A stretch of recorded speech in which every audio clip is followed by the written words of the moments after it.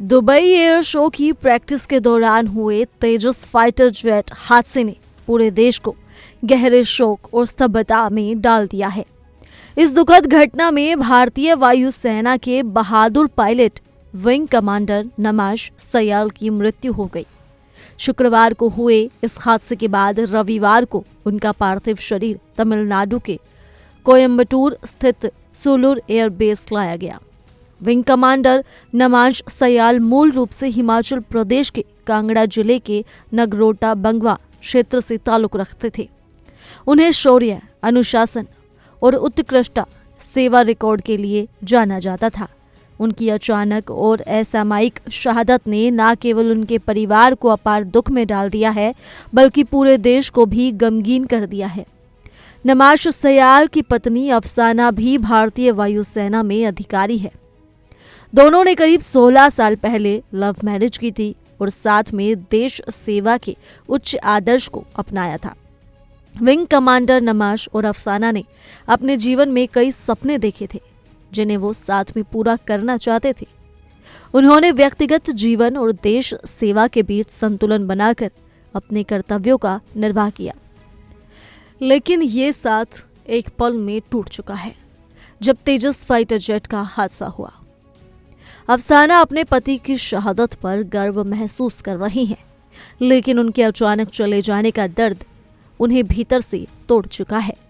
इस कठिन समय में वो अपनी बेटी की भावनाओं और अपने दुख को सहन करने की कोशिश कर रही हैं।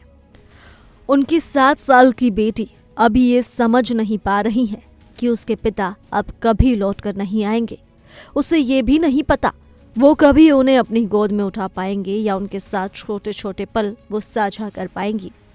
पूरे परिवार पर इस असहनीय दुख का भारी प्रभाव पड़ा है और उनके करीबियों का मानना है कि इस दुख से उभरने में समय लगेगा।